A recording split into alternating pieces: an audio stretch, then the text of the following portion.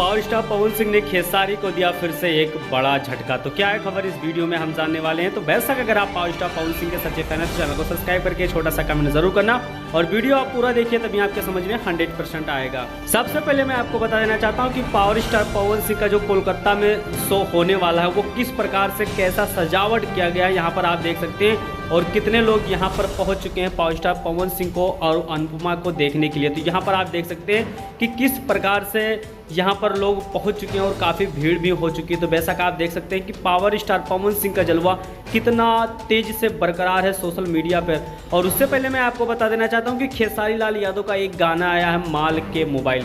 ये गाना महज 9 घंटे में 4.6 लाख ही व्यूज अभी तक क्रॉस कर पाया है। बेशक इसके पीछे रीजन भी है और इसके पीछे कारण भी है कि खेसारी लाल यादव का गाना इस बार देखा जाए तो फ्लॉप हो रहा है और गाने में कोई खास अच्छी रिस्पांस नहीं नज़र आ रही।